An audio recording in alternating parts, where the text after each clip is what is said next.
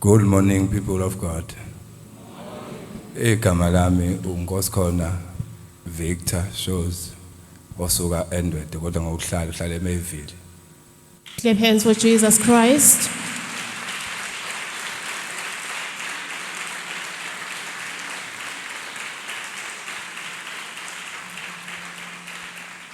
People of God, please connect by faith. Connect by faith in Jesus Christ's name. Babu Shozi, please take us to your wonderful testimony. Bazalwane la isesimone yami namhlanje.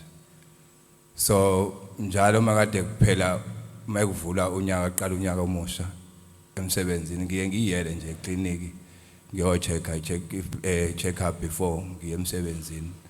So ngahamba ngolosithathu kwakumhla ka6. So ngithi nje ngiyele eclinic lapha eZansi.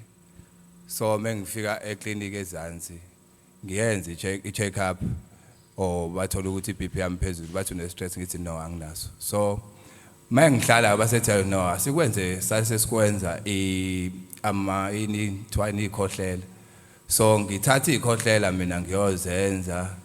So mase ngibuya ke mase bangitshena ama instruction ukuthi so kuzokwenzeka kanje uzokhohlela uhambe ufaka emgqonyeni and mase uyahamba uya endlini. So mawufika uzohamba mase uya endlini if message yakho izongena neni ngakusasa bazokusendela imessage bakufonele.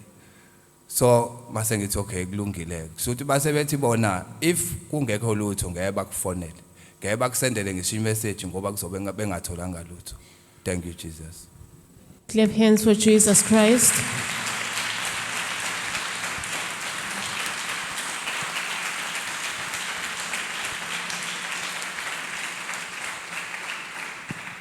People of God, Sir is sharing that every year we'll go and do checkups at the doctor. And this year I went to the doctor for the checkup, but everything was okay. But they suggested to take samples to check if the chest is still okay. Please continue, sir. So base ngihamba ngaye ekhaya ngahlala ngavuka emsebenzini kwakumhla ka7. Ngiye emsebenzini ngisebenze kusuka ngo8 9 10 11 imessage yangena efonini yangena ngo11:15. So mengichecka le message ngitshena ukuthi imali isikhathi esiningi angikwazi ukuchecka ukuthi mengithi ngiyabuka hayibo imessage kodwa ngingayinaki ithi inhliziyo ubuyela kuyona le message. Hayi ngibuyele kuyona le message. Hayi imessage efonini yami ngithi ngiyayibuka hayi ngibona ngathi mhlambe labantu badidekile mhlambe angimina. Ngiyifunde le message ithi hayi angireturn eclinic ngokusheshsha. So ngalali ngashiyanga yonke into engiyenzayo angiphuthume manje ngishiye phansi ngize eclinic. Thank you Jesus. Thank you, Jesus Christ.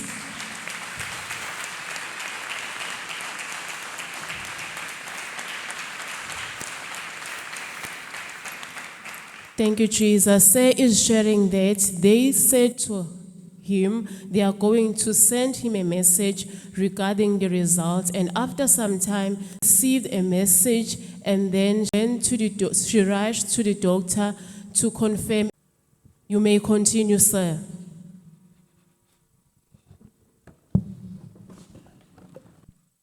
Thank you, Jesus Christ.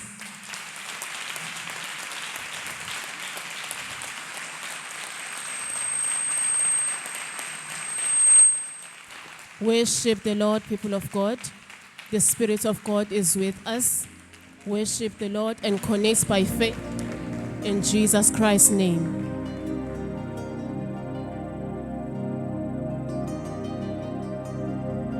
Say, Lord Jesus Christ, take more of me and give me more of you. Locate my case file.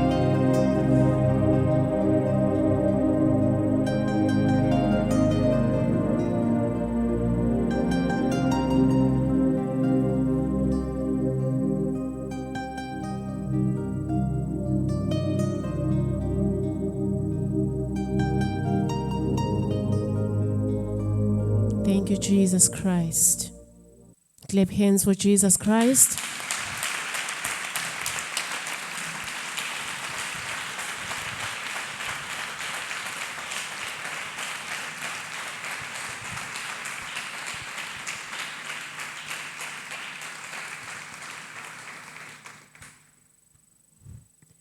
You may continue, sir. You are about to show us what was written on the result that you received.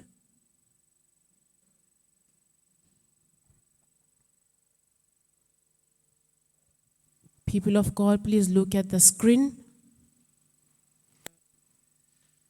It says Nkosinathi Shozi and there's an ID number from National Health Laboratory Service. Please return to the clinic or hospital urgently for your test result. That's what the message said. What happened after that, sir? Okay, thank you, Jesus. Bazalwane ke okay mase ngithatha iUber mase ngiyahamba back to a clinic ngishiye phansi umsebenzi ngitshela umlungu ukuthi hayi khona la kumele ngiphuthume khona ku emergency so bangidinga kwi lokhuzana eclinic. So before ngiye eclinic kungena icall ethi Mr. Shozi, sorry to hear that you got TB. So emqondweni wami ngitshena unesi ngithi mina nesi mhlawumbe udidekile not mina. So mase ngithi hayi khuleka uzokubona kodwa nje ya une TB ama result akabuyi une TB. Ngithi mina okay it's fine. So ngithatha imithatha ngihambe ngeclinic. Mengifika eclinic ngifika yonke into isiready nje. Ibeke la kusami ngihamba endleleni ngiyasho ngithi mina hayi labantu badedekile mina ngikhonza uNkulunkulu ophilayo angimena labantu. Clap hands for Jesus Christ.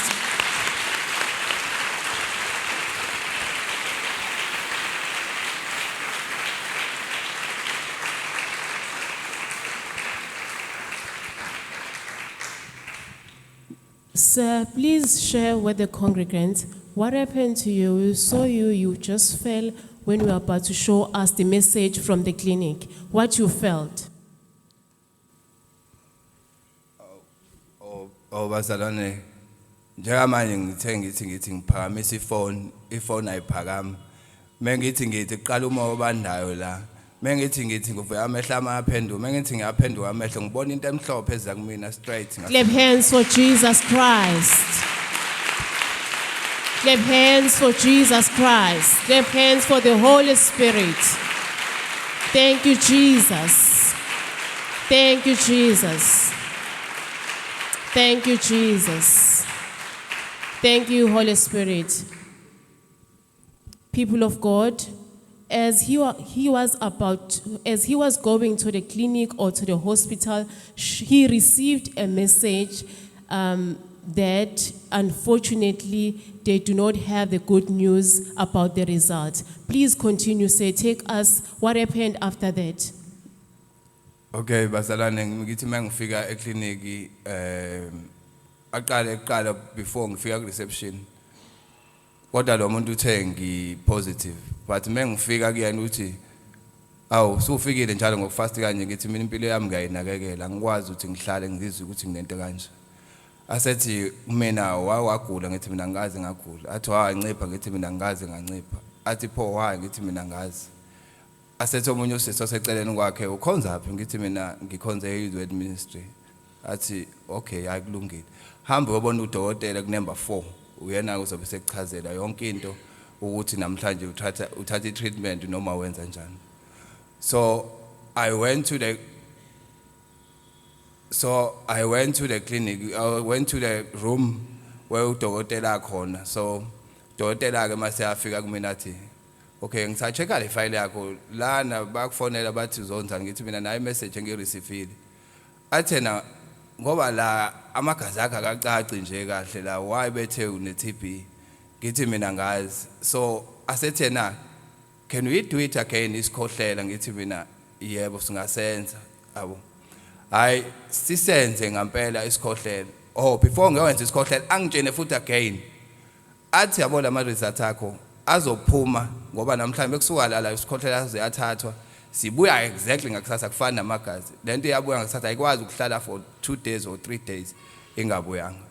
So ngashaya isikhohlela imlo mengifika endlini into yokuqala ngihambe ngigoduke mengifika endlini kokuqala ngifike kube khona lento ethi light ikhandlela ngilight ikhandlela ngithi ngisalight ikhandlela ngikhuleke ngivula iBhayibheli u136 and ngikhuleke ngivomithe bazalwane ngivomithe hayi kuse ngakusasa lapho ngile ngithi nje Nkosi hayi akumina mhlawumbe benze imistake ngihambe ngemsebenzini ngakusasa sekolunye usuku lapho ngihambe emsebenzini hayi ngile ngibuka ifoni yami phela manje nginando usuku olukhulu hayi ngibuka ifoni yami usuku alifiki hayi uqhamuko lesibili usuku alifiki uqhamuko lesithathu usuku alifiki uqhamuko lesi4 usuku alifiki.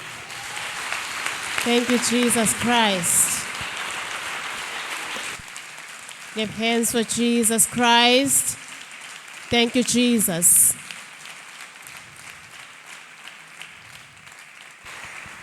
People of God, says mentioned that when he got there, they asked him to go to the doctor, and the doctor suggested to take another samples.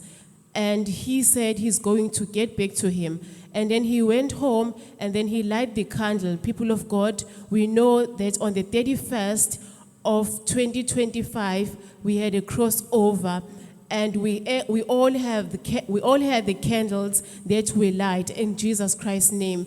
He lighted the candles and he started praying. He opened the scripture, he read the scripture and started praying. And after that, he vomited. While he was waiting for the results, he waited for the results up until it got to the third day, but nothing happened. Please continue, sir. So bazalwane mengibona ke la ukuthi okay nangifika usuku lesi4 kwafika lesi5 hayibo kwashaya iweekend hayi ngize ngithi mina ayingeke le message funa ngiyisenda ngabe ngithuleleni ngoba uNkulunkulu sengenile empilweni yami funa ngiyisende e-office ngiyisende e-office ngibachazela ukuthi kwenzeke kanjani ushaya ulesonto kushaya umluko man of God abuyisa imessage athi Mr V iyo into awuboni ukuthi yini into kade sikhuleka mhla ka 31st isekuyenzeka manje ngithi thank you Jesus. Clap hands for Jesus Christ.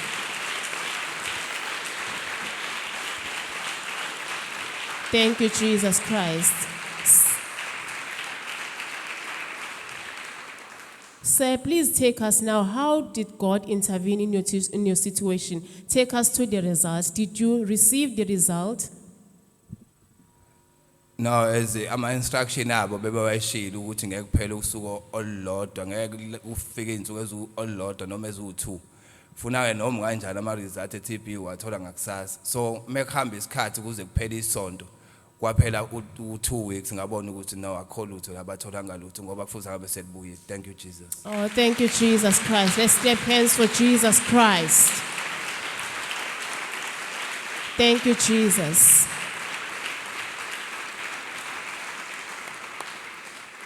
Mr. Shoze, please tell us, is there anything that you feel in your body that is abnormal? No, ngalesikhathi ngisend message man of God ebuyisa message back ethi yona into esasikhulekela mhla ka 31 ngalo sikhathi isifuba sami sasibhena ngalendlela ukuthi ngithi kodwa ngaphela kuthi baqinisile ukuthi kuneTB saseshisa kangaka kanti uNkulunkulu uyangelela bazalwane ngijabule ngalendlela esimanga ngiye ngasho ngathi uNkulunkulu ngeke ngisoze ngamshiya ngoba amandla akhe akafaniswa namuntu izinto zakhe ziyalindwa zinendlela yakhe yokwenza. Jesus. Thank you Jesus Christ.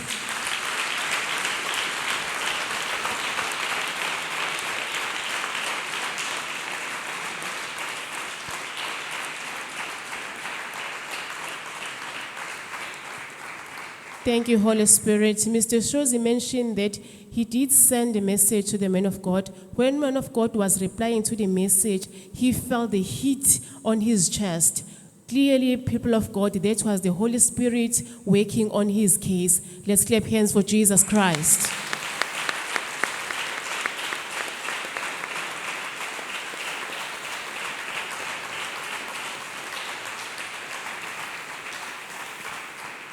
And people of God, he also mentioned that he did not get the results. He was waiting for the results. The results were supposed to come on the next day, but until this day, nothing happened. Let's clap hands for Jesus Christ. That means he does not have a TB.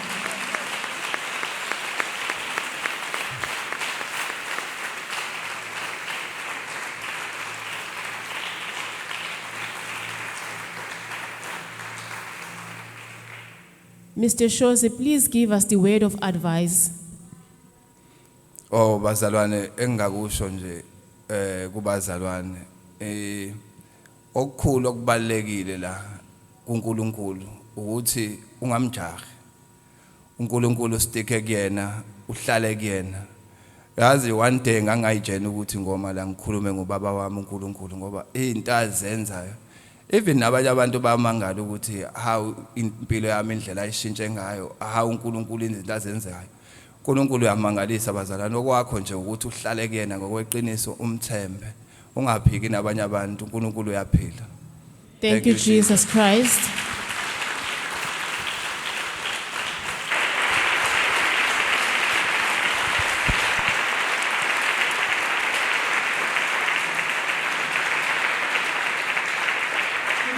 People of God, Sir has mentioned that even people are amazed on the work that God is doing in his life.